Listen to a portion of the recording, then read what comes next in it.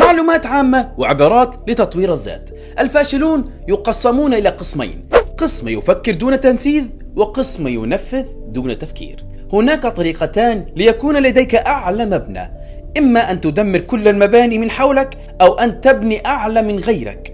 اختار دائما أن تبني أعلى من غيرك. هناك أناس يسبحون في اتجاه السفينة، وهناك أناس يضيعون وقتهم في انتظارها. المتسلق الجيد يركز على هدفه ولا ينظر إلى الأسفل حيث المخاطر التي تشتت الذهن.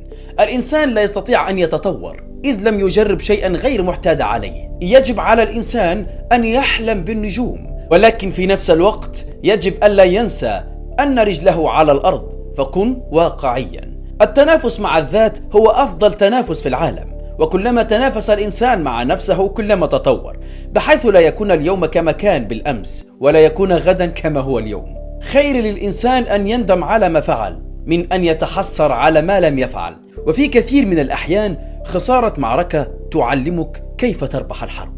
هل تعلم حقائق من علم النفس؟ الشخص الواثق من نفسه لا يعاكس الفتيات وفقا لدراسة نفسية. نفسيا، عندما يرن المنبه صباحا وتقوم بإيقافه وتعود للنوم مرة أخرى، فإن دماغك يدخل في دورة نوم جديدة.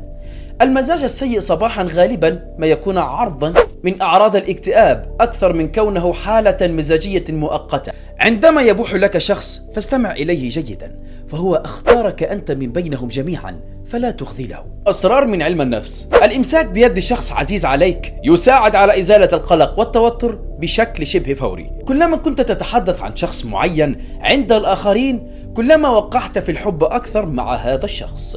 الأشخاص يصبحون صادقين أكثر عندما يتحدثون وجها لوجه، بينما أغلب الكذبات تتم عن طريق الهاتف أو دردشة النت.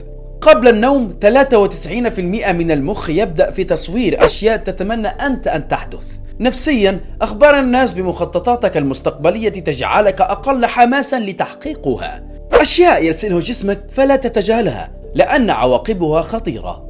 ركزوا في رقم 7 لتستفيد أكثر. إذا شعر الإنسان بأنه يقوم بالتثاؤب بصفة مستمرة ومتكررة على فترات اليوم، فإنه يدل على تعرض الدماغ لضغط كبير ولدرجة حرارة عالية. إذا لاحظتم أنكم تعطسون كثيرا، فأنها محاولة من الأنف بطرد الجراثيم والأتربة التي تتكون في المجاري الأنفية، ولابد من عدم كتمها نهائيا. حركة عادية ويعتبرها الجميع طبيعية، وهي التمدد عندما نقوم من النوم. فعالة جدا وتكسب الجسم الطاقة وتساعد في تدفق الدم في الجسم وتحسن الحالة المزاجية أيضا بشكل كبير. نصيحة لوجه الله: إذا سمعت هذه الآية الكريمة إياك أن تمر دون أن تقوم بواجبك. أعوذ بالله من الشيطان الرجيم. بسم الله الرحمن الرحيم. إن الله وملائكته يصلون على النبي يا أيها الذين آمنوا صلوا عليه وسلموا تسليما. صلوا على نبينا محمد. إلى اللقاء. وهكذا انتهى الفيديو. ما تنساش بقى بالمتابعة واللايك والإكسبلور والكومنت الحلو بتاعك، وإلى اللقاء. سنعود بعد قليل.